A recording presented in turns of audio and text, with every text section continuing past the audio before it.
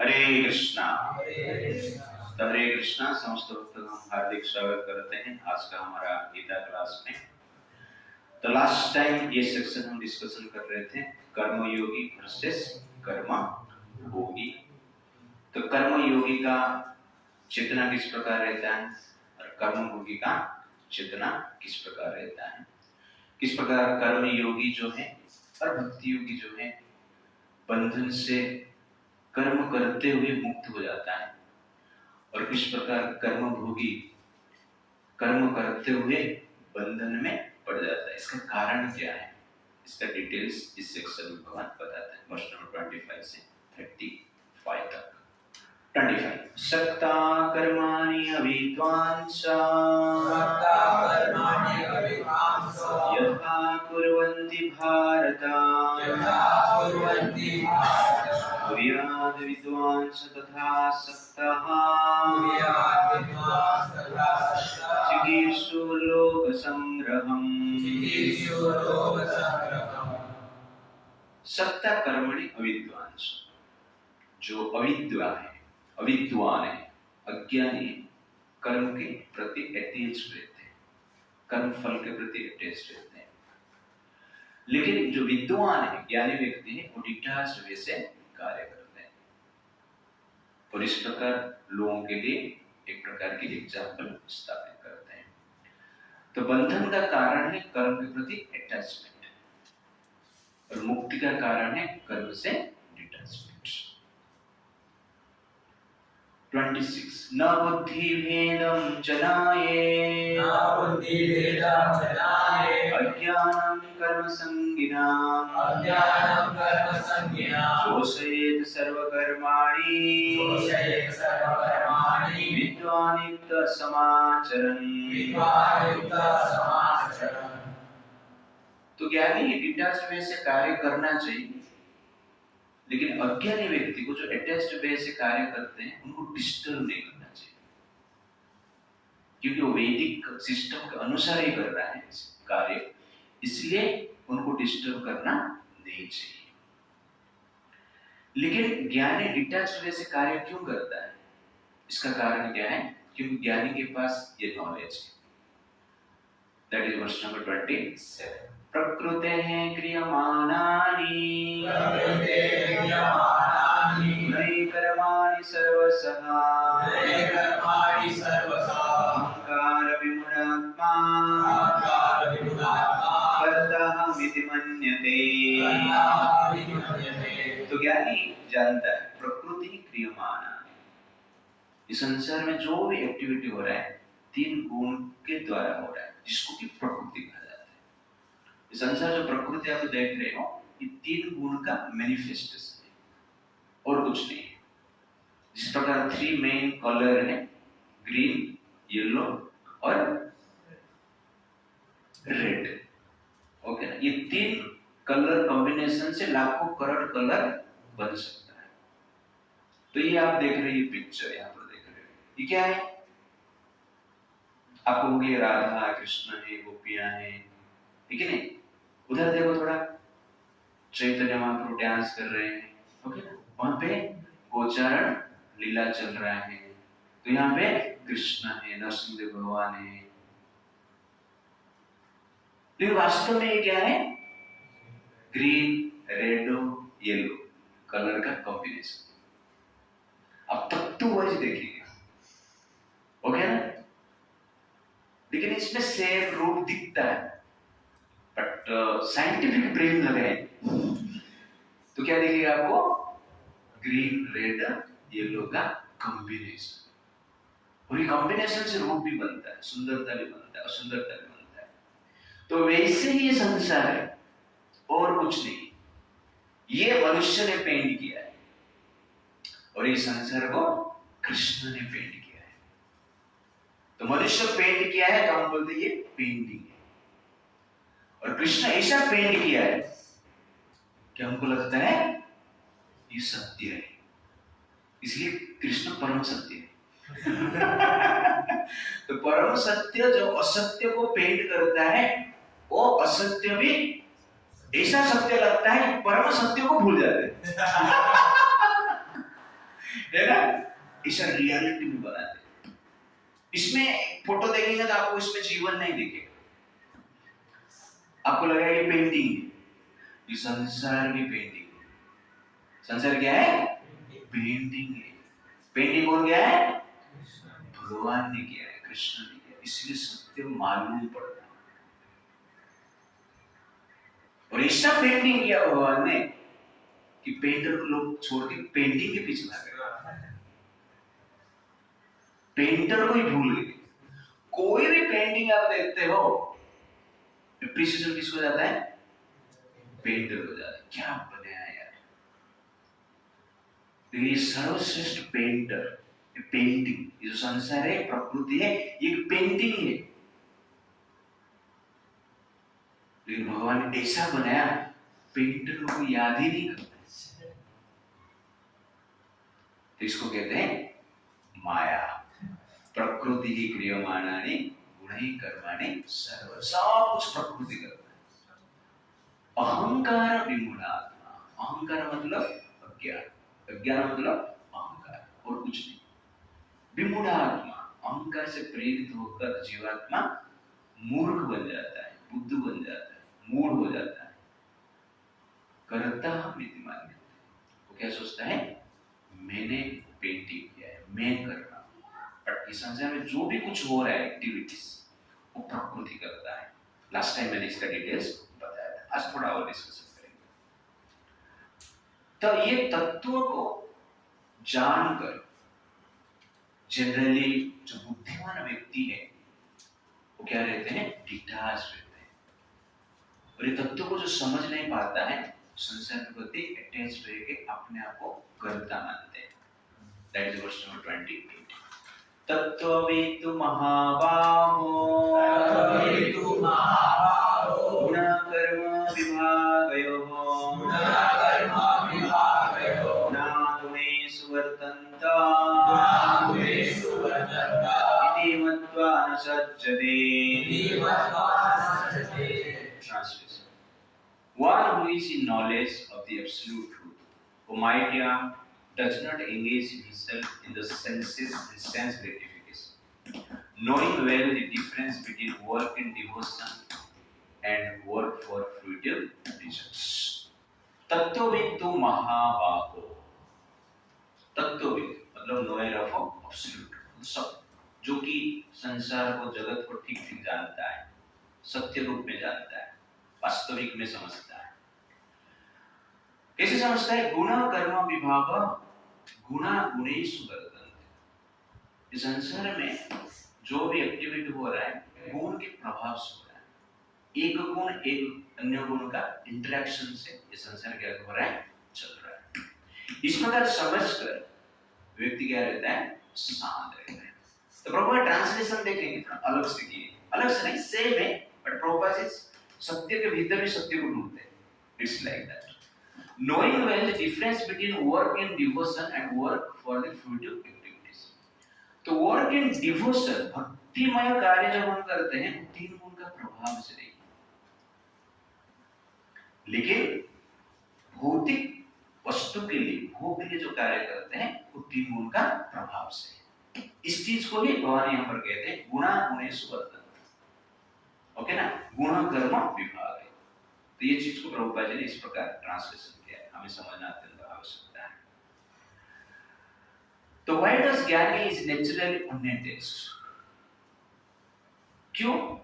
क्योंकि वो जानता है मैं कुछ नहीं कर रहा हूं, प्रकृति सब कुछ कर रहा है, इसलिए वो क्या है? डिटाच रहता है। ये प्रकृति वो डिटेल्स में भगवान आगे जाके बताएंगे। तो प्रभुपाद जी परपट में लिखते हैं, in his pure state of existence he is meant to dovetail his activities in devotional service to the supreme personality of Godhead। तो प्योर स्टेट में, तीन गुण से परे जो स्टेट है, उस स्टेट में व्यक्ति केवल भगवान का सेवा करना चाहता है। संसार में हर व्यक्ति सेवा करता है, ओके ना, कोई ना कोई बॉस का सेवा करता है, ये तीन गुण के प्रभाव से। लेकिन जब सुप्रीम बॉस कृष्ण का सेवा करते हैं, इसका अर्थ क्या है? तीन गुण से ऊपर चला जाता है और कुछ नहीं। तो कर्ण ने सेवा किसका किया? दुर्योधन, सुप्रीम मानकर, सुप्रीम को रिजेक्ट करके दुर्योधन को सुप्रीम मानकर अपना सुप्रीम कर्तव्य मानकर सेवा किया कर। ये कहते हैं 3 गुण के प्रभाव से कार्य किया कर। अर्जुन ने किसका सेवा किया? कृष्ण का। दुर्योधन भी युद्ध किया और अर्जुन भी युद्ध किया। तो दुर्योधन का जो युद्ध है 3 गुण के प्रभाव से, गुणा गुणेषु वर्तन्ते, दैट इज द पॉइंट। तो अर्जुन गुण से ऊपर जाके कार्य किया, लेकिन कर्ण गुण के भीतर रहकर कार्य किया। दोनों के पास नॉलेज है। अर्जुन जानता है कृष्ण भगवान, कर्ण भी जानता है कृष्ण भगवान। हमारा सिचुएशन कर्ण जैसे, हम भी जानते हैं कृष्ण भगवान। भगवान स्वयं बता रहे अर्जुन को, कर्ण को, कि तू अभी पांडवों के पार्टी में आ जा। पांडव आपको राजा बनाएंगे, युधिष्ठिर महाराज आपको राजा बना देंगे। कर्ण कहता है मैं जानता हूं आप कौन है, आप भगवान, और मैं ये भी जानता हूं ये युद्ध में हारने वाला हूं, अर्जुन मुझे मारने वाला है, आपसे कोई जीत नहीं सकता है। ये ठीक ठीक मैं जानता हूं। और मुझे ये भी पता चला कि कुंती मेरी मां, और मुझे ये भी पता है मैं अभी पांडवों के पार्टी में आऊंगा तो युधिष्ठिर महाराज राजगद्दी मुझे दे देंगे और मेरे चरण में बैठकर सेवा करेंगे। ये भी मैं जानता हूं, युधिष्ठिर का कैरेक्टर में जानता हूं। ये सब जानने के पश्चात मैं आपका बात को स्वीकार नहीं करता, मुझे दुर्योधन का सेवा करना है। क्यों ऐसा बोला? अहंकारम विमूढ़ात्मा।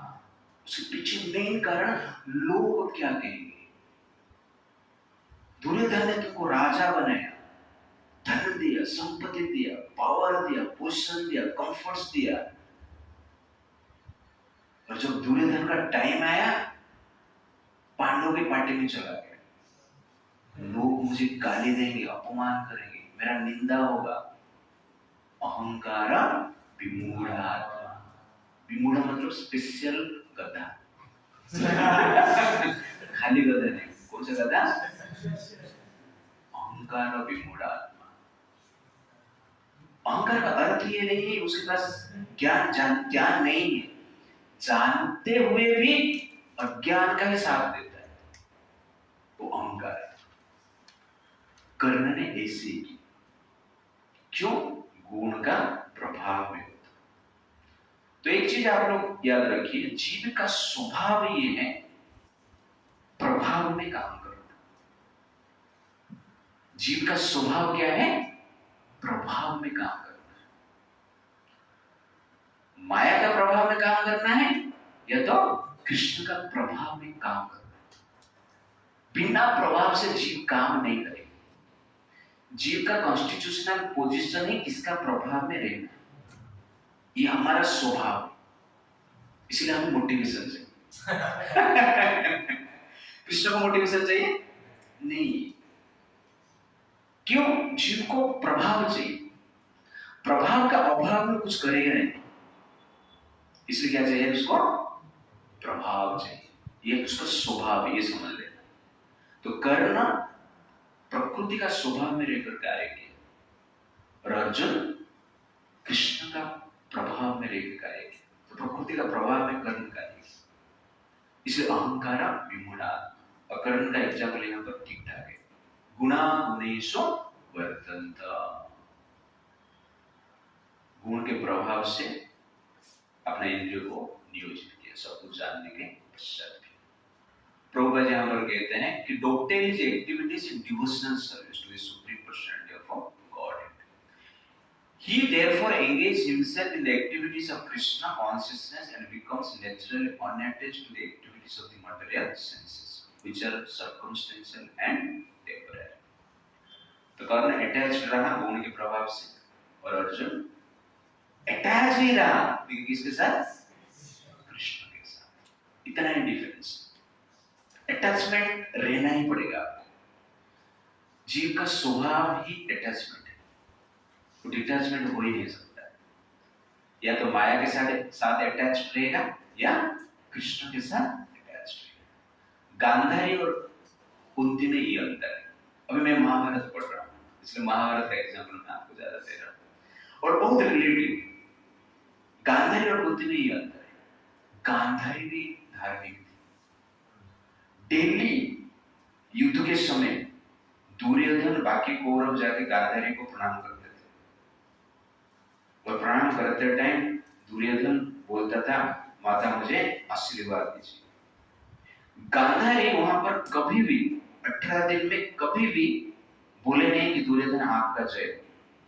गांधारी हर दिन बोलती थी, यथो धर्म तथो जय, ऐसा करके भेजती थी। ये गांधारी का क्लैरिटी। लेकिन अंत में युद्ध जब खत्म हो गया, दुर्योधन का देहांत हो गया, वही गांधारी कृष्ण को श्राप दे देती पीड़ा से। 100 पुत्र मर गए, क्रोध है हृदय में, ओके ना। तो पुत्र का देहांत से पीड़ित होकर श्राप दे दिए, कृष्ण आप स्वयं भगवान हैं, आपके पास सब कुछ पावर है, आप चाहते थे तो युद्ध को रोक सकते थे, आपने नहीं चाहा, इसलिए इस युद्ध हुआ। इसलिए मैं आपको श्राप देता हूं कि मेरे जैसे वंश नष्ट हुए हैं, विनाश हुआ है, वैसे ही आपका यदुवंश आज से 36 ईयर के पश्चात नष्ट हो जाएगा, विनाश हो जाएगा, परस्पर मारपीट होके मर जाएगा। इस प्रकार गांधारी श्राप देती। क्यों श्राप दी? अटैचमेंट टू कौरवास, है कि नहीं? Attachment to her sons. मतलब क्या है? गुणा गुणेषु वर्तन्ते, गुण के प्रभाव से श्राप दी। यतो धर्म ततो जय, किसके प्रभाव से बोल रही थी? सत्व गुण के प्रभाव से बोल रही थी, ओके ना। अब श्राप किस गुण के प्रभाव से दे रही है? तमो गुण के प्रभाव से दे रही है। तो यतो धर्म ततो जय जो बोलते टाइम गुण के प्रभाव में ही थी, समझी। और जब श्राप देती है किसके प्रभाव में थी? गुण के प्रभाव में। इसे सत्व गुण में अच्छा कार्य भी लोग कर रहे हैं लेकिन प्रभाव नहीं कर रहे हैं। कुंती महारानी का केसेस में आप देखोगे, जब कर्ण मना कर दे मुझे युद्ध करना है, लेकिन आपका 5 पुत्र ही बचेंगे। चारों पुत्र को, युधिष्ठिर, भीम, नकुल, सहदेव को मैं युद्ध में मारूंगा नहीं। मारा नहीं, कर परास्त किया, चारों मारा नहीं, लेकिन अर्जुन के साथ तो युद्ध होगा। या अर्जुन जिंदा रहेगा या नहीं, लेकिन आपका 5 जिंदा रहेंगे, आपका 5 पुत्र रहेंगे। कुंती जब ये सुनते हैं बोलते हैं तुम्हारा प्रतिज्ञा तुम ध्यान रखना, भूलना मत, मतलब चारों बेटा को मारना। लेकिन ये बात कुंती महारानी युधिष्ठिर को नहीं बताते। कुंती महारानी यहां पर क्लियर हुए कि करना मरने वाला है,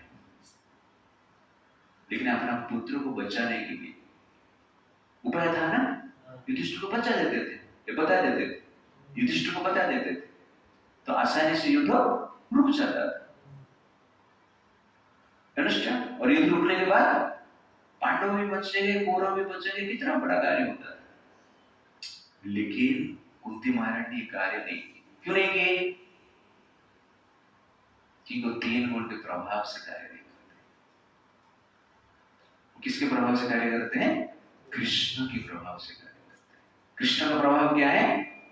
धर्म का स्थापना होना चाहिए, अधर्म का विनाश होना चाहिए। ये कर्ण जो है अधर्मी है, इसलिए युधिष्ठिर महाराज को पता है, चुपचाप उसको सहन किया। और एंड में जब युधिष्ठिर महाराज को पता चलता है कि कुंती महारानी ने ये छुपाया है अंतिम संस्कार के टाइम पे।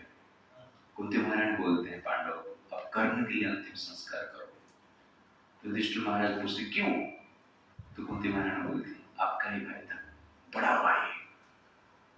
तो युधिष्ठिर महाराज कुंतीदेव को श्राप देते, श्राप देता हूं कि आज से कोई भी स्त्री उसके हृदय में कोई भी बात को छुपा के रख नहीं सकती। ये युधिष्ठिर महाराज का श्राप है। इसी स्त्री को हर बात पता है ये सत्य है। यू अंडरस्टैंड ना? ज्यादातर मीडिया में लड़कियां हैं, क्यों मालूम है? क्योंकि सब लोग सब कुछ खुल के बताए। ओके, आपका मन में क्या चल रहा है वो भी बता देंगे। तो the point I want to say, श्राप दिए, बट मेन पॉइंट है यहाँ पर, इस महाभारत में आगे जाके बोलूंगा, वो एडवेंचरस मजा आएगा, हमें जानना चाहिए सब। कुंती महारानी किसके प्रभाव से कार्य कर रहे हैं? कृष्ण के प्रभाव से। तीन गुण के प्रभाव से कार्य कर रहे हैं? नहीं, तीन गुण के प्रभाव में होता तो क्या करते थे? बता देते। युद्ध को रोकना है यार, अच्छा कार्य, मोड ऑफ गुडनेस। देखने पूरा 1,66 करोड़ 25,000 सोल्जर मरे युद्ध में। इतना सोल्जर। तो कहने का अर्थ है कि कुंती महारानी का यह महानता है कि कृष्ण का प्रभाव स्वीकार कर रहे। तो गांधारी कुंती में अंतर देखा और दुर्योधन अर्जुन में अंतर देखा। तो इस अंतर से आपको पता चलता है, हमें पता चलता है कि गुण के अंदर कैसे कार्य होता है और गुण के बाहर कार्य होता है दोनों में। निर्गुण का अर्थ है नहीं, भक्ति का अर्थ है नहीं कि कर्म बंद कर दिया, कर्म होता है, लेकिन एक व्यक्ति कृष्ण के प्रभाव से कार्य करता है, दूसरा गुण के प्रभाव से कार्य करता है। और ये जानकर जो ज्ञानी व्यक्ति है डिटैच्ड रहते हैं, बट अज्ञानी व्यक्ति ये जानता नहीं है, डिटैच्ड रहता है। और भगवान कहते हैं उनको डिस्टर्ब मत करो। That is verse number 29। प्रकृते गुण सम्मूढ़ा, प्रकृते गुण सम्मूढ़ा, प्रकृते गुण सम्मूढ़ा, प्रकृते गुण सम्मूढ़ा, प्रकृते गुण सम्मूढ़ा, प्रकृते गुण सम्मूढ़ा, सजते गुण कर्मसु, सजते गुण कर्मसु, तान कृष्ण विदो वंदा, कृष्ण वेद न विचार्यते, कृष्ण वेद न विचारयेत्। Bewildered by the modes of material nature, the ignorant fully engage themselves in material activities and become attached. But the wise should not unsettle them, although these duties are inferior due to the performer's lack of knowledge. तो भगवान यहाँ पर कहते हैं प्रकृति गुण सम्मूढ़ा सजते गुण कर्मसु। तो गुण के द्वारा प्रभावित होकर जो अज्ञानी व्यक्ति है संसार में इंद्रिय तृप्ति के लिए अटैच्ड होकर कार्य करते हैं, बट ज्ञानी व्यक्ति को समझकर उनको डिस्टर्ब नहीं करना चाहिए। क्यों डिस्टर्ब नहीं करना चाहिए? प्रभुपाद जी बोलते हैं कि टाइम वेस्ट मत करो। ओके, तो कृष्ण इसलिए बोल रहे टाइम वेस्ट मत करो, क्योंकि वो समझने वाला नहीं, भक्ति के पथ में लाने की प्रयास मत करो। इसलिए कृष्ण बोलते डिस्टर्ब मत करो। प्रभुपाद उसमें लिखते हैं नहीं, जो भक्त रहते हैं कृष्ण से भी अधिक कृपालु है, इसलिए बुला बुला कर बिठा के समझाते हैं लेकिन नहीं कि कर्म कैसे करना चाहिए, भक्ति क्या है और भौतिक कार्य क्या है। क्योंकि कृष्ण से अधिक मर्सीफुल कौन है? उनके भक्त। इसलिए भगवान भक्त के रूप में आए। तो भक्त के रूप में आने के कारण है, क्या कारण है? कृपा। कृष्ण के पास रूल्स रेगुलेशन है, तो ये करेंगे तो ये मिलेगा, ये करेंगे तो आप मेरे पास आओगे, रूल्स रेगुलेशन फॉलो करना पड़ेगा तो आओगे। ये कृष्ण का भगवान का मेंटल है। और भगवान क्या करते हैं? कॉजलेस मर्सी, कुछ भी करता रहेगा संसार में कुछ भी करता रहेगा, लेकिन मेरा नाम स्मरण कर रहा है, ईश्वर में आ रहा है कि नहीं, थोड़ा सेवा कर रहा है, तो उसको कोई नहीं। तो कहने का अर्थ है कि भगवान ने जनरली एक प्रकार की कृपा प्रदान करने के लिए चैतन्य महाप्रभु के रूप में आते हैं। That is the point. Who is मंद और लेजी पर्सन, यहाँ पे शब्द यूज हुआ ना, मंदान करके, तान अकृष्ण विद मंदान। तो लेजी कौन है? This body is a gift of material nature and one is too much attached to the bodily consciousness is called manda. Lazy कौन है? जो कि भौतिक इंद्रिय तृप्ति करने के लिए दिन रात काम करता है, वो लेजी। जनरल हम लेजी मतलब क्या सोचते हैं? जो काम धंधा नहीं करता। बट यहाँ पर प्रभु जी कहते हैं जो इंद्रिय तृप्ति के लिए काम करता है दिन रात, वो कौन है? लेजी, सुपर लेजी, जिसको स्पिरिचुअल एक्टिविटी में इंटरेस्ट है, वो कौन है? लेजी। इस प्रकार प्रभुपाद कहते हैं। तो भगवान अभी बता रहे हैं कि वास्तव में डिटैचमेंट क्या है, परफेक्शन ऑफ डिटैचमेंट क्या है, डिटैचमेंट का पूर्णता क्या है। That is verse number 30। मयि सर्वाणि कर्माणि संन्यासाध्यात्म चेतसा निरासे निर्ममो भूत्वा युद्धस्य विगता ज्वरः। Therefore, O Arjuna, surrendering all your works unto me with full knowledge of me, without desires for profit, with no claims to proprietorship, and free from lethargy, fight. तो अचानक भगवान यहाँ पर क्या बोल रहे? वही सर्वाणी कर्माणि। अभी तक गुण, कर्म, डिटैचमेंट, इसके बारे में बता रहे थे। अभी अचानक बम फोड़ रही क्या बोल रहे? मयि सर्वाणि कर्माणि संन्यास अध्यात्म चेतसा। तो किस प्रकार भाव से कार्य करना है और डिटैचमेंट का भाव क्या है? तो यहाँ पर भगवान बताते हैं मयि सर्वाणि कर्माणि संन्यास, मेरे ऊपर निर्भर करके संसार में कार्य करना, सब कुछ मेरे ऊपर छोड़ दे। दैट इज एक्चुअली क्या है? डिटैचमेंट। ये डिटैचमेंट का कैरेक्टर, ओके ना? Living everything upon Krishna and working for everything. इसे छोड़ के सो गए ऐसा नहीं। ओके ना? मयि सर्वाणि कर्माणि संन्यास अध्यात्म चेतसा। अध्यात्म चेतसा क्या है? Knowledge of me, Krishna is the supreme, भगवान श्रेष्ठ है, सब कुछ भगवान करते हैं, भगवान की कृपा से ही संभव होगा। निराशीर निर्मम भूत्वा, निराशीर, भोग की इच्छा नहीं, नो डिजायर फॉर एंजॉयमेंट, निर्मम, प्रोप्राइटरशिप, ओनरशिप का मेंटालिटी नहीं, अहंकार शून्य। इस भाव से क्या करना है? युद्धस्य विगत जरा, लेथार्जी, आलस छोड़कर क्या करना है? युद्ध कर। तो युद्ध करने का मेंटालिटी क्या है, कर्म करने का मेंटालिटी क्या है, ये वर्ष में बताते हैं। और प्रभुपाद जी पर्पस लिखते हैं this is the purpose of Gita. यहाँ पर भगवान पर्पस बताया है। सेकंड चैप्टर में आप देखेंगे ना, सेंस कंट्रोल के बारे में बता रहे थे। अचानक क्या बोल रहे हैं? तानि सर्वाणि संयम्य युक्तासिता मत्परो। सब कुछ सेंस को कंट्रोल करके मैं मुझ में लगा। सेंस कंट्रोल के बारे में बहुत कुछ बता रहे थे। अचानक तानि सर्वाणि संयम्य युक्तासिता। वैसे यहाँ पर कर्म, डिटैचमेंट, गुण, ये वो बता रहे थे। अचानक क्या बोल रहा है? मयि सर्वाणि कर्माणि, मुझे हर कर्म के लिए मेरे ऊपर निर्भर करो।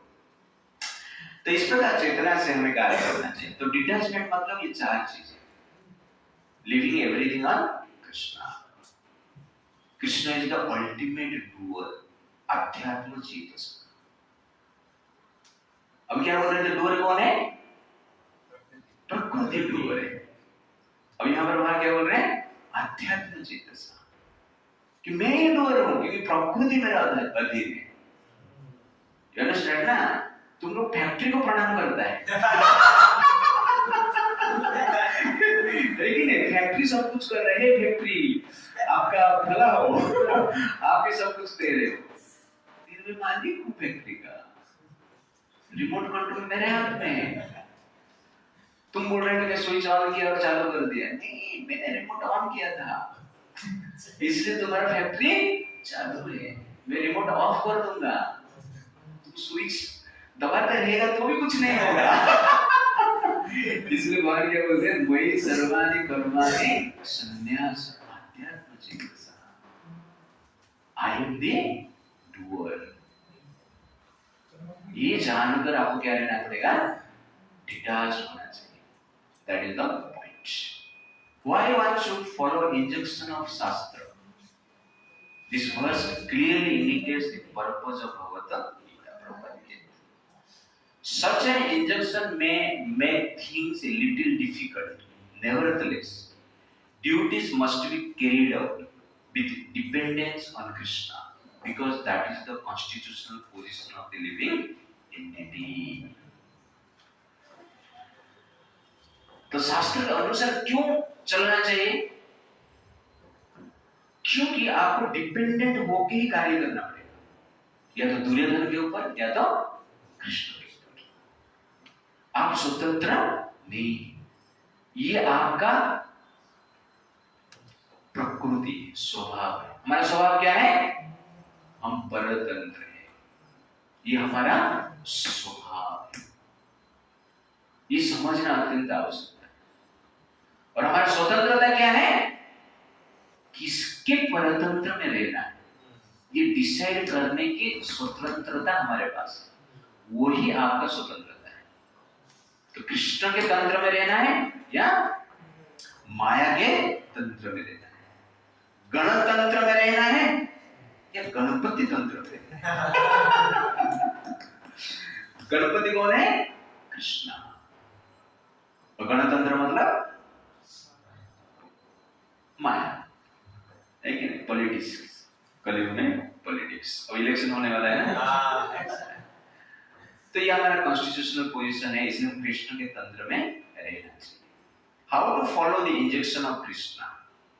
तो प्रभुपाद जी कहते हैं, just like military discipline, special शब्द यूज करते हैं। दक्ष पढ़ाई करना है तो भी मिलिटरी डिसिप्लिन में रहना पड़ेगा, करता है लड़का। तो भगवान को भी प्राप्त करना है, संसार बंधन से मुक्त होना है, तो नियम जो है, रूल्स रेगुलेशन को स्ट्रिक्टली फॉलो करना पड़ेगा। स्ट्रिक्टली फॉलो करेंगे तो ही क्या हो सकता है? हम लोग संसार बंधन से मुक्त हो सकते हैं। इसका डिटेल आगे मैं थोड़ा बताऊंगा। What is Adhyatma Chetasa? Arjuna did not have to consider the order of the Lord. He had only to execute his order. This is Prabhupada ji consciousness. Prabhupada ji कैसे सोचते हैं आप सोचिए। Arjuna did not have to consider the order of the Lord. भगवान क्या बोल रहे हैं सही गलत है, ये सोचो मत। बोल कौन रहा है? भगवान बोल रहे हैं। तुम सही गलती सोचेगा क्या है? सूर्य के सामने खड़े होकर बोलेगा ये अंधेरा है या लाइट है? ये डार्कनेस या लाइट है? थोड़ा देख रिसर्च करना पड़ेगा। सूर्य के सामने मतलब क्या है? लाइट है। वैसे कृष्ण ऑर्डर दे रहा मतलब क्या है? राइट है।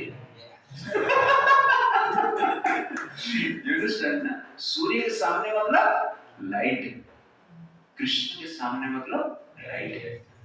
सोचना क्या है? Fight. Krishna is always ahead. Therefore, always fight for Krishna. This is Adhyatma Chitta-Sara. Prabhupada कहते हैं. What is nirasya? Free from the mentality of enjoyment. What is vigata jvara?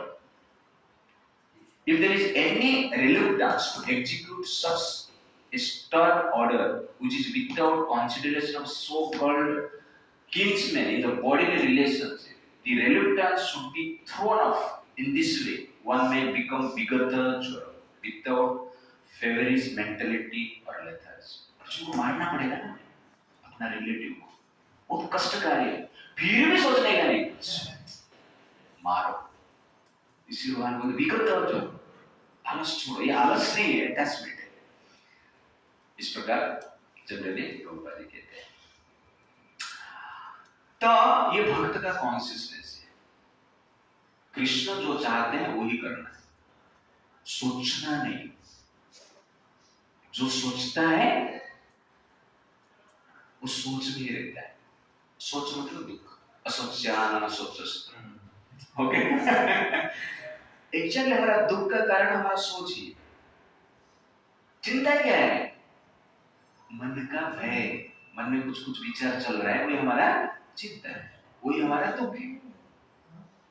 Healthy body है लेकिन मन में सोच कुछ चल रहा है तो दुख. इसलिए सोच जो है, थॉट जो है हमारा दुख का कारण है. इसलिए सोचो मत कृष्ण कॉन्शियसनेस में. भक्ति में सोचना ही नहीं. भगवान जो बोल रहे हैं वही करना है. तो ज्ञानी लोग डिटैच कैसे रहते हैं कि प्रकृति सब कुछ कर रहा है, ये सोचकर डिटैच रहते हैं. लेकिन भक्त कैसे डिटैच रहता है? कृष्ण सब कुछ कर रहा है. तो ज्ञानी कैसे हैं? जो ज्ञानी लोग हैं वो संसार को एनालाइज करते हैं. एनालाइज करके समझते हैं कि संसार में सब कुछ जो हो रहा है संसार ही कर रहा है, इसलिए हमें इसमें टेंशन लेने की जरूरत नहीं. क्यों? सफलता विफलता जन्म मृत्यु ये सब प्रकृति से हो रहा है. एक फैक्ट्री में काम करते हुए इंजीनियर जैसे वो फैक्ट्री को देखता है कैसे काम कर रहा है, मशीन काम कर रहा है, काम में कुछ फॉल्ट है, ये सब मशीन कर रहा है, उसको समझ में आ जाता है. वो ज्ञान नहीं होगी जो जानता है कि मशीन सब कुछ कर रहा है. निष्काम कर्मयोगी कौन है? जो काम के ऊपर ध्यान देता है. सैलरी मिले या नहीं मिले कुछ परवाह नहीं पड़ती. ठीक है, मेरा धर्म ड्यूटी क्या है? कार्य करना. Focus on work, not on salary. मिला तो खुश, नहीं मिला तो खुश, फिर काम नहीं छोड़ेगा. उसको क्या कहते हैं? निष्काम कर्मयोगी. सकाम कर्मयोगी कौन है? सैलरी के ऊपर फोकस, प्रमोशन के ऊपर फोकस, लेकिन इंसेंटिव कभी मिलेगा उसके ऊपर फोकस. सर इतना सैलरी देंगे तो ही काम करेगा, नहीं तो जॉब छूट रहा. वो कौन है? सकाम कर्मयोगी. समझ आ रहा है ना? और राक्षस कौन है? फैक्ट्री में घुसकर लूट के पैसे लेगा. वो कौन है? राक्षस. लेकिन भक्त कौन है? वो निष्काम कर्मयोगी नहीं, वो ज्ञान योगी नहीं, सकाम कर्मयोगी नहीं. तो सकाम कर्मयोगी पैसे के लिए काम करते हैं. निष्काम कर्मयोगी ड्यूटी के हिसाब से कार्य करते हैं. ज्ञानी लोग एनालाइज करते हैं फैक्ट्री का. ओके ना? चोर जो रहते हैं चोरी करते हैं, लेकिन जो भक्त हैं बॉस को प्रेम करते हैं. क्यों काम करते हैं? आई लव माय बॉस, इसलिए मैं काम करता हूं. वो कौन है? भक्ति योग. समझ में आ रहा है? ज्ञान योग, कर्म योग, निष्काम कर्म योग, सकाम कर्म योग में बॉस के प्रति प्रेम नहीं होता है. ज्ञानी कृष्ण को प्रेम नहीं करते. कृष्ण है ही नहीं, प्रकृति सब कुछ करता है. निष्काम कर्म योगी ड्यूटी मेन, बॉस छोड़. I don't care for boss, मुझे सैलरी चाहिए नहीं ना बॉस की. ओके ना। और सकाम कर्म योगी छोड़ो बॉस, पैसा है ना, पैसे ही सब कुछ। और चोर बॉस को भी मार के ले लेगा। तो ये चारों में आप देखेंगे कि भगवान के प्रति प्रेम है। ये फैक्ट्री एग्जाम्पल मतलब संसार, ओके ना। ये भक्ति योगी जो है भगवान के प्रति प्रेम है, अटैच्ड है, उसके साथ वो कर्म करता है, इसको ही भक्ति कहा जाता है। भक्ति योग मतलब कर्म plus love of Krishna, that is exactly भक्ति योग। ज्ञान योग मतलब analyse without love for Krishna. सकाम निष्काम कर्म योग मतलब there is no love for Krishna. Therefore भक्ति में अटैचमेंट किसके प्रति रहता है? कृष्ण के प्रति रहता है। जनरल भाई अर्जुन को बोले युद्ध करो, अर्जुन ने युद्ध। हनुमान को बोले भगवान ने क्या बोले? झंडा में रहकर आवाज करो। डिटाच है हनुमान चाहते थे तो 1 मिनट में युद्ध खत्म, इतना पावर है हनुमान जी के पास, लेकिन data because they love Krishna. तो आपको पता चल रहा है what is attachment, what is detachment, समझ में आ रहा है ना। तो ये मत को जो फॉलो करता है, कृष्ण का ये प्रिंसिपल को जो फॉलो करता है, तो उसका रिजल्ट क्या होता है? That is verse number 31। ये मे मतम इदं नित्यं अनुतिष्ठन्ति मानवाः श्रद्धावन्तः अनुसूयन्तः मुच्यन्ते ते अपि कर्मभिः।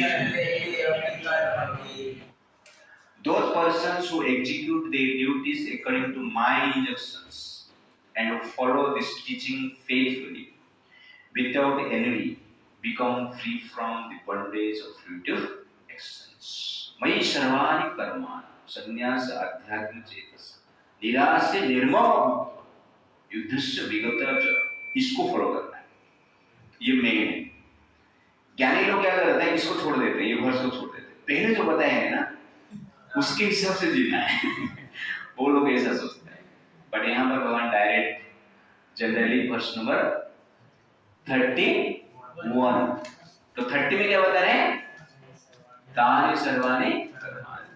उसके बाद बोलते हैं ये मे मतम इदम, ये मत मैंने जो बोला अभी बोला, नित्यम अनुतिष्ठन्ति मानव, फॉलो करता है, अनुतिष्ठ नित्यम, कभी कभी नहीं, नित्य 24 आवर नित्य मतलब यू अंडरस्टैंड।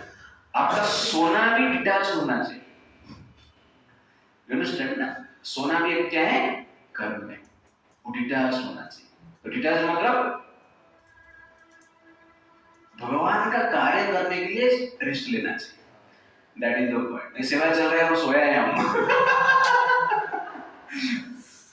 तो दैट इज नॉट गुड। अनुतिष्ठन्ति मानवा श्रद्धावंत अनुसूयन्त, श्रद्धा से प्रेम से करता है, रोते रोते नहीं, उठना पड़ेगा, जाना पड़ेगा, सेवा करना पड़ेगा, गीता क्लास अटेंड करना पड़ेगा, क्या करें, ओके ना, नहीं चलेगा। श्रद्धावंत प्रेम से, अनुसूयन्त स्पेशल शब्द यूज करते हैं, एनवी नहीं करना है, किसको? कृष्ण। इसी भाव से हम करते हैं मुच्यते ते अपि कर्मभिः।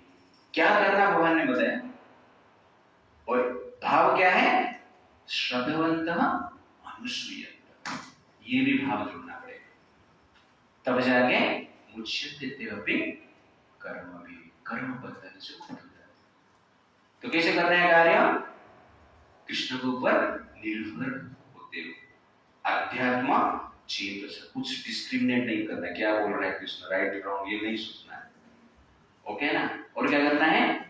निराशीर, निर्मम, श्रद्धावंत, उसके साथ साथ अनासूय, non envious nature, 6 principle follow करना है। इसको ही शिक्षक बोलते हैं, ओके ना। ये 6 मारना है, ये छक्का मारना पड़ेगा, कि छक्का नहीं मारेंगे तो क्या होगा, छक्का बन जाएंगे। It's like that. तो इसलिए आपको क्या करना है, छक्का मारना है या छक्का बनना है, विचार करो। It's like that. वर्ष नंबर 32। ये तो ये तदभ्यसूयन्तो नानुतिष्ठन्ति मे मतम् सर्वज्ञान विमूढातान् विद्धि नष्टान् चेतसः। But those who out of envy disregard his teachings and do not follow them regularly are to be considered bereft of knowledge, befooled and ruined in their endeavors for perfection. जो follow करता है वो मुक्त हो जाता है, जो follow नहीं करता है उनका पतन हो जाता है। ये तो एतत् अभ्यसूय, ईर्ष्या के कारण, कृष्ण के प्रति ईर्ष्या के कारण न अनुतिष्ठन्ति मे मतम्, मेरा मत कौन सा मत है, मयि सर्वाणि कर्माणि, वो मत है, उससे पहले वाला नहीं। ओके ना। ज्यादातर लोग वो पहले वाले को फॉलो करते हैं, कृष्ण के प्रति अद्वैतों के कार्य करते हैं।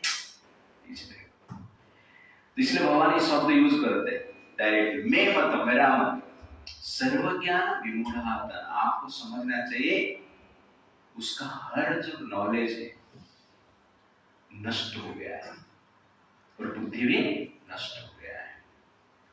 विद्धि नष्टा अचेत, अचेत है वो, चेतना में नहीं। तो चेतना में, कृष्ण चेतना में रहना ही चेतना है। तीन गुण के चेतना में रहना वो क्या है, बेहोशी है, नशा है। तो नशा में जो काम किया जाता है, एग्जैक्टली क्या है वो, स्वयं व्यक्ति नहीं करता है, कौन करता है, नशा करता है। इसलिए कोई किधर मर्डर होता है ना, तो गवर्नमेंट पुलिस चेक करता है, ये दारू पिया था क्या, दारू पी के बाद मर्डर किया है, उसका सजा कम हो जाता है। क्यों? क्योंकि वो मर्डर नहीं किया है, ये दारू पिया था, इसलिए दारू के प्रभाव से काम किया है, इस प्रकार कहा जाता है। कभी कोई छोटे बच्चा रहता है, नाबालिग, आजकल जैसे आप देखेंगे ना, मुस्लिम लोग छोटे छोटे बच्चे को सामने करते हैं। क्यों करते हैं? पत्थर फेंकने के लिए ना, रामनवमी, दुर्गा पूजा, गणपति में पत्थर फेंकने के लिए उनको भाड़े पे लेते हैं। क्यों मालूम है? क्योंकि पुलिस उनको अरेस्ट करके दंड नहीं दे सकती। क्यों नहीं दे सकता है? क्योंकि वो तीन गुण के प्रभाव में कार्य करते हैं, अज्ञान है। तो वैसे अचेत सा, तो कृष्ण के प्रति समर्पित न हो के कार्य करना ही अचेत सा है। इसको क्या कहते हैं? अहंकार। तो ये निर्भरता होना चाहिए कृष्ण के प्रति। ये निर्भरता को हम भूल जाते हैं तो वास्तव में क्या है, हम अचेत में रहते हैं। तो मनुष्य का जो चेतना है ना, ये समझने के लिए दिया गया है कि हम निर्भर भगवान के ऊपर होना चाहिए। अब वास्तव में देखेंगे संसार में मनुष्य ही प्रकृति के ऊपर निर्भर करता है, पशु पक्षी के ऊपर निर्भर करता है। पशु पक्षी मनुष्य के ऊपर निर्भर नहीं करता। बिना मनुष्य से हर जीव, हर पशु पक्षी शांति से जी सकते हैं, लेकिन बिना पशु पक्षी, हर जीव के बिना मनुष्य जी नहीं सकता है। हम जनरली कहते हैं मैंने खेती कर दिया और धान हो गए, नहीं, पोलिनेशन करने के लिए इंसेक्ट चाहिए। You understand? तो हर चीज के लिए हम क्या करते हैं, डिपेंडेंट है। तो ये दृष्टि से मनुष्य को देखना चाहिए हम डिपेंडेंट है, लेकिन किसके ऊपर डिपेंडेंट है? कृष्ण के ऊपर डिपेंडेंट। तो ज्ञानी लोग क्या बोलते हैं? प्रकृति के ऊपर डिपेंडेंट। और भक्त क्या बोलते हैं? कृष्ण के ऊपर डिपेंडेंट। अब जब समझ गए कि हम कृष्ण के ऊपर डिपेंडेंट है, आपको ना भक्त। आप जब समझ गए कि हम प्रकृति के ऊपर डिपेंडेंट है, आप कौन हो? ज्ञानी। हो गया ना? और आप समझ नहीं पा रहे हो कि हम प्रकृति के ऊपर डिपेंडेंट है या कृष्ण के ऊपर डिपेंडेंट है, तो आप कौन हो? अज्ञानी। क्या बोल रहा था?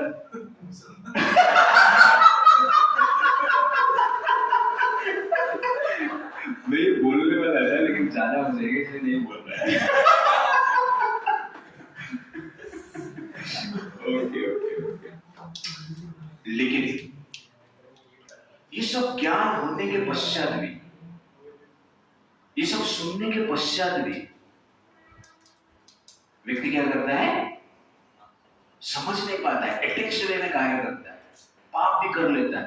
क्यों करता है? That is verse number 33। सदृशं चेष्टते स्वस्यः प्रकृतिर्ज्ञानवानपि प्रकृतिं यान्ति भूतानि निग्रहं किं करिष्यति। Even a man of knowledge acts according to his own nature. For everyone follows the nature he has acquired from the three moods. What can represent completes? This is very very important verse. कभी वो सोचते हैं ना, अरे प्रभु कितने भी समझाए तो ये समझता नहीं, उसके हिसाब से करता रहता है। उसका उत्तर ये, सदृशं चेष्टते स्वस्य प्रकृति ज्ञानवान, कि हर व्यक्ति अपना प्रकृति के अनुसार कार्य करता है। ज्ञानवान अभी, गीता कंठस्थ है, वेद को जानता है। अंडरस्टैंड? धृतराष्ट्र को हर वेद पता था, विद्वान था धृतराष्ट्र। दुर्योधन भी वेद शास्त्र पढ़ा था, ऐसा नहीं कि फिजिक्स केमिस्ट्री पढ़ रहा था, फिर भी सदृशं चेष्टते स्वस्य प्रकृतिं ज्ञानवान् अपि प्रकृतिं यान्ति भूतानि, क्योंकि अपने अपना प्रकृति के हिसाब से व्यक्ति क्या करते हैं? कार्य करते हैं। निग्रहं किं करिष्यति, एक प्रकृति लेकर पैदा हुआ है वो, रिप्रेशन सप्रेशन उसको रोक नहीं सकता है। तो हर व्यक्ति संसार में साइकोफिजिकल नेचर के साथ पैदा हुआ है, उसको चेंज करना इतना आसान नहीं। तो दो प्रकृति, एक पॉजिटिव प्रकृति और एक है नेगेटिव प्रकृति। तो पॉजिटिव प्रकृति मतलब मैं यहां पर कह रहा हूं साइकोफिजिकल नेचर, और नेगेटिव प्रकृति मतलब lust, anger, greed, pride, illusion के प्रति अटैच रहना और उसके प्रभाव से कार्य करना। तो भगवान जो यहां पर जो बोल रहे हैं, सदृशं चेष्टते स्वस्य प्रकृतिं ज्ञानवान् प्रकृतिं यान्ति भूतानि निग्रहं किं करिष्यति, ये साइकोफिजिकल नेचर के बारे में बता रहे हैं, लोअर नेचर के बारे में बता रहे हैं। प्रभु जी लस्ट तो आ रहा है, हम क्या करेंगे? ग्रीड तो आ रहा है, चोरी कर दिया मैंने, ये तो सदृशं चेष्टते स्वस्य प्रकृतिं ज्ञानवान् अपि, श्लोक याद है फिर भी ऐसे हो रहा है। अंडरस्टैंड ना? ये नहीं चलेगा। यहां पर भगवान साइकोफिजिकल नेचर के बारे में बता रहे हैं इस श्लोक में, ये क्लैरिटी आपके पास होना चाहिए। साइकोफिजिकल नेचर मतलब आपका स्किल क्या है, आप इंजीनियर बन सकते हैं क्या, इसका इंजीनियरिंग स्किल है तो उसके अनुसार वो कार्य करेगा। पिताजी मार मार कर उसको डॉक्टर बनाने के पीछे पड़े, लेकिन वो डॉक्टर नहीं बन पाएगा, क्योंकि उसका साइकोफिजिकल नेचर क्या है? इंजीनियर बनना है। पिता माता बोल रहे उसको इंजीनियर बनना है, लेकिन उसका साइकोफिजिकल नेचर क्या है? कुछ नहीं बनना है, ब्रह्मचारी बनना है।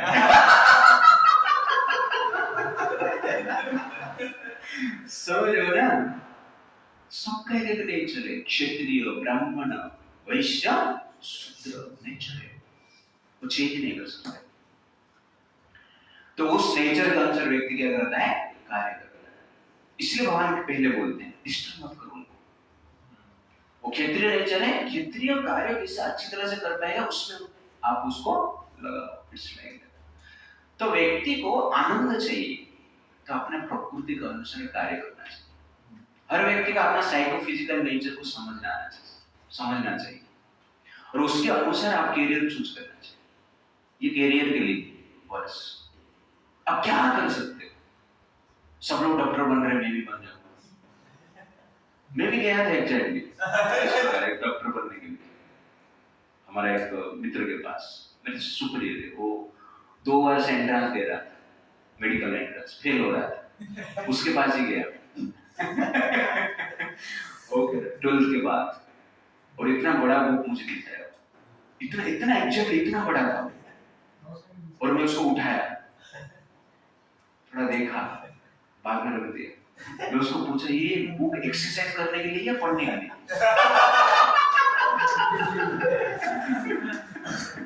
वो भी हंसने लगा। तो उसके बाद मैंने सोचा कि मेरे से होगा नहीं। मैं बाद में 20 दे दिया। तो अपना प्रकृति को समझो, उसके अनुसार कार्य करो। मुझे पढ़ना अच्छा लगता है, मैं 24 आवर लगातार बिना सोए पढ़ सकता हूँ। क्या पढ़ सकता हूँ? शास्त्र। ना, लेकिन आप बोलोगे फिजिक्स केमिस्ट्री ये सब पढ़ो, वो पास होने के लिए मैं पढ़ा था, मैं भूल गया। साइकोफिजिकल, लेकिन मेरा भाई उल्टा है, उसको शास्त्र पढ़ने में इंटरेस्ट नहीं, फिजिक्स केमिस्ट्री पढ़ने में इंटरेस्ट। रात दिन वो पढ़ सकता है। 4 गवर्नमेंट जॉब चेंज किए हैं अभी तक, लोगों को एक भी नहीं मिलता है, ये 4 चेंज किए हैं। तो उसका दिमाग उस तरफ चलता है। कितने बार बोला है तो अच्छे से पढ़ाई कर रहा है, शास्त्रों के ऊपर ध्यान देगा तो बहुत कुछ करता है, वो हाँ बोलता है करता नहीं कुछ। ओके ना, उसका नाम क्या है? तीर्थ है, और मेरा नाम पार्थ है। इट्स लाइक सदृशं चेष्टते स्वस्या, प्रकृति है सब। ये साइकोफिजिकल नेचर के लिए बोल रहा हूं, इसको चेंज आप नहीं कर सकते। इसलिए आप साइकोफिजिकल नेचर को फाइंड करो, उसके अनुसार कैरियर चूज करो। क्या है साइकोफिजिकल नेचर, कैसे फाइंड करेंगे? एक बार लंदन में एक कंफर्टेबल, एक सक्सेसफुल पर्सनालिटी था, गाड़ी बंगला, अच्छे परिवार, स्त्री भी अच्छी है, बेटा बेटी ठीक ठाक है, सब कुछ। एक दिन घर से भाग गए, तो पुलिस में एफआईआर है कि भाग गए, ढूंढो उसको। पुलिस ने घर पे आया, वाइफ को पूछा क्या हुआ, झगड़ा हुआ था, मारपीट हो गई, कुछ लव अफेयर चल रहा है, एक्स्ट्रा मैरिटल अफेयर? कुछ नहीं, सब अच्छा है, बेटा बेटी में सब अच्छे हैं। वो फ्रस्ट्रेटेड थे, नहीं शांत थे, कुछ नहीं, प्रॉब्लम नहीं, सब कुछ। फिर भागे क्यों? पता नहीं, वही तो आपको कर रहे। तो पुलिस इस प्रकार बहुत ढूंढे, एक बार लंदन में और कौन से एक शहर में उनको देखे, वो क्या कर रहा है? पेंटिंग कर रहा है, खुशी से पेंटिंग कर रहा है। पुलिस ने उनको पूछे आप पेंटिंग क्यों कर रहे हैं? आप तो करोड़पति हैं, अरबपति हैं, पैसे का अभाव नहीं, पेंटिंग क्यों कर रहे हैं? आपको कितना पैसा मिलता है? पैसा 1 महीने का जो मिलता है पैसा मुझे, उसमें मेरा खाना पीना भी नहीं होता है। 30 दिन का पैसा में से मैं 20 दिन का पैसा से खाता हूं, 10 दिन का पैसा बचाता हूं, उससे पेंटर का मटेरियल, पेंटिंग का मटेरियल खरीदता हूं और पेंटिंग करता हूं। तो क्यों करते हो फिर? पैसा नहीं मिल रहा है, मान सम्मान नहीं है, भूखा है, क्यों करते हो? मजा आता है, इसलिए करता हूं। This is called nature. जो कार्य आप पैसा के लिए नहीं कर पाएंगे, जो कार्य आप मान सम्मान के लिए नहीं कर पाएंगे, जो कार्य अपना शरीर का सुख के लिए नहीं कर पाएंगे, कंफर्ट के लिए नहीं कर पाएंगे, वो कार्य करने में आपको मजा आ रहा है, वो आपका क्या है? नेचर, प्रकृति। आपका मोटिवेशन क्या है? आनंद आ रहा है, पेन होगा तो भी आनंद आ रहा है, वो आपका क्या है? प्रकृति। और इस प्रकृति के अनुसार कार्य करेंगे तो व्यक्ति क्या रहता है? शांत रहता है। और ज्यादातर लोग फ्रस्ट्रेटेड, इसका कारण क्या मालूम है? कि उनका साइको फिजिकल नेचर के अगेंस्ट में कार्य करते हैं। और कलयुग का जो टेक्नोलॉजी है, ह्यूमन साइको फिजिकल नेचर का अगेंस्ट में, इसलिए ज्यादातर लोग जो है फ्रस्ट्रेटेड है। पहले युद्ध करना है, मतलब मंत्र तंत्र ध्यान करते तो ब्रह्मास्त्र आ जाता था, लेकिन छोटा सा एक तीर रहता है, ब्रह्मास्त्र जैसे कार्य करता था। अभी टेक्नोलॉजी, ये इतना बड़ा मिसाइल, ये सब लेते लेते गिर गया और उसमें ही मर गया। फ्रस्ट्रेशन है ना? तो कहने का अर्थ है अपना साइको फिजिकल नेचर का समझो, उसके अनुसार कैरियर चूज। तो यहाँ पर भगवान साइको फिजिकल नेचर के हिसाब से बोलते हैं, निग्रहम किम करिष्यसि, प्रकृति का। तो कहने का अर्थ है अर्जुन, आपका नेचर क्या है? युद्ध करना, क्षत्रिय का वृत्ति, इसके साथ आपने पैदा हुआ, आपके शरीर में क्षत्रिय का सॉफ्टवेयर अपलोड हुआ है, वो एप्लीकेशन है आपके शरीर में, इसलिए आप उसके अनुसार कार्य करो। That is the point.